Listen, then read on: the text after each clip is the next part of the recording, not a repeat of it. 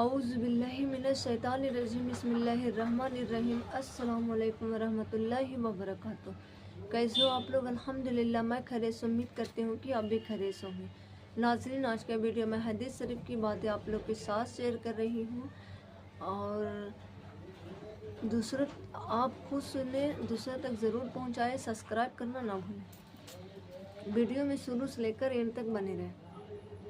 حضرت ابن ثمامہ مہری رحمۃ اللہ علیہ السلام سے روایت ہے کہ ہم حضرت عمر بن عاص رضی اللہ عنہ تعالیٰ کے پاس ان کے آخری وقت موجود تھے۔ وہ جار و قطار رو رہے تھے اور دیوار کی طرف اپنا رخ کیے ہوئے تھے۔ اس کے صاحبزادے ان کو تسلی دینے کے لیے کہنے لگے، ابا جان، کیا نبی کریم صلی اللہ علیہ وسلم نے آپ کو فلاں بشارت نہیں دی تھی؟ کیا رسول اللہ صلی اللہ علیہ وسلم نے آپ کو فلاں بشارت نہیں دی تھی؟ یعنی آپ کو تو نبی کریم صلی اللہ علیہ وسلم نے بڑی بڑی بشارت دی ہے۔ یہ سن کر انہوں نے دیوار کی طرف سے اپنا رخ بدلا اور فرمایا، سب سے افضل چیز جو ہم نے آخرت کے لیے تیار کی ہے وہ اس بات کی شہادت کی اللہ تعالیٰ کی سوا کوئی معبود نہیں، اور محمد صلی اللہ علیہ وسلم کے رسول ہیں۔ میری زندگی کے 3 دور گزرے ہیں۔ ایک دور تو وہ تھی جبکہ رسول اللہ صلی اللہ علیہ وسلم کو بغض رکھنے والا مجھ سے زیادہ کوئی اور شخص نہ تھا، اور جبکہ میری سب سے بڑی تمنا یہ تھی کہ کسی کی طرف آپ پر میرا قابو چل جائے تو میں آپ کو مار ڈالوں۔ یا تو میری زندگی کا سب سے بدتر دور تھا۔ خدا کا خواستہ میں اس حال پر مر جاتا تو یقیناً دوزخی ہوتا۔ اس کے بعد جب اللہ تعالیٰ نے میرے دل میں اسلام کا حق ہونا ڈال دیا، یقیناً اسلام کا حق ہونا ڈال دیا، تو میں آپ کے پاس آیا اور میں نے عرض کیا، اپنا مبارک ہاتھ بڑھائیے، میں آپ سے بیعت کروں۔ آپ صلی اللہ علیہ وسلم نے اپنا ہاتھ مبارک بڑھا لیا۔ میں نے اپنا ہاتھ پیچھے کھینچ لیا۔ آپ نے فرمایا، عمرو، یہ کیا ہے؟ میں نے عرض کیا، میں کچھ شرط لگانا چاہتا ہوں۔ عمرو جب نے ہاتھ کھینچ لیا تو آپ صلی اللہ علیہ وسلم نے فرمایا، یہ کیا ہے؟ تو اس نے جواب دیا کہ میں کچھ شرط لگانا چاہتا ہوں، فرمائیے کیا شرط لگانا چاہتے ہیں؟ تو میں نے کہا، یہ کہ میرے سب گناہ معاف ہو جائیں۔ آپ صلی اللہ علیہ وسلم نے فرمایا، عمرو، کیا تمہیں خبر نہیں کہ اسلام تو کفر کی زندگی سے گناہوں کی تمام قصہ ہی پر پاک کر دیتا ہے، اور ہجرت بھی پچھلے تمام گناہ معاف کر دیتی ہے، اور حج بھی پچھلے سب گناہ ختم کر دیتا ہے۔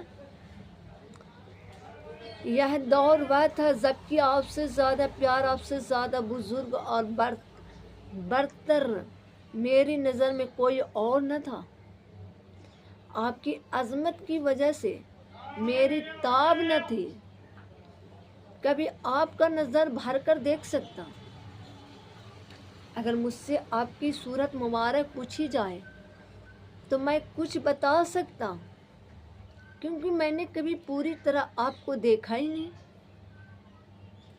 کاش اگر میں اس حال پر مر جاتا تو میں امید ہے کہ جنتی ہوتا۔ پھر ہم کچھ چیزوں کی متولی کرتے ہیں اور ذمہ دار بنے اور نہیں کہہ سکتے کہ ہمارا حال ان چیزوں میں کیا رہا۔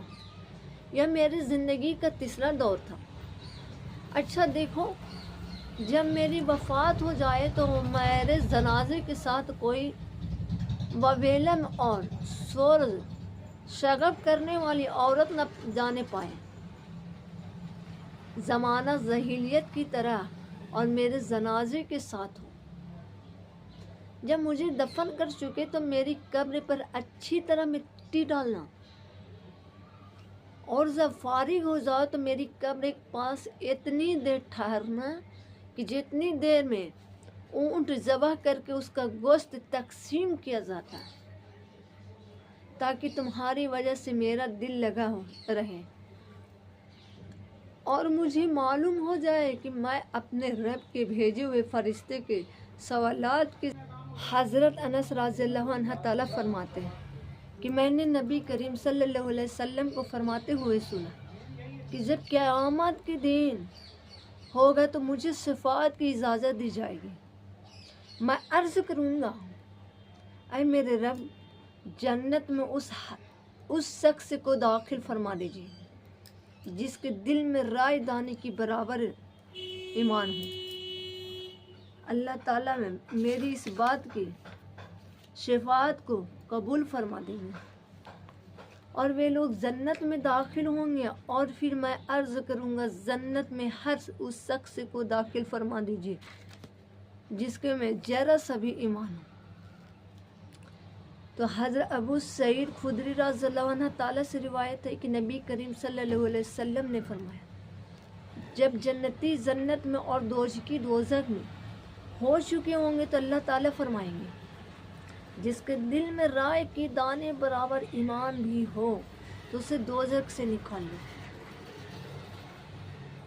ان لوگوں کو بھی نکال لیا جائے گا، ان کی حالات یہ ہوگی کہ وہ جل کر سیاہ فام ہو گئے ہوں گے۔ اس کے بعد ان کو نہر حیات میں ڈالا جائے گا، وہ اس طرح فوری طور پر اس کو تازہ ہو کر نکل آئیں گے جیسے دانہ سیلاب کے کوڑے میں پانی اور کھاد ملنے کی وجہ فوری اگتا ہے۔ کبھی تم نے غور کیا کہ یہ کیسا جرد بل کھایا ہوا نکلتا ہے؟ آمین ثم آمین۔ ناظرین، آج کا ویڈیو میں یہیں تک رکھتی ہوں۔ اگر ویڈیو پسند آئے تو لائک، کمنٹ، شیئر، سبسکرائب کرنا نہ بھولیں۔ آپ اپنوں میں خوش رہیں، اپنوں کو خوش رکھیں، میرے بھی دعاؤں میں یاد رکھیں۔ اللہ حافظ۔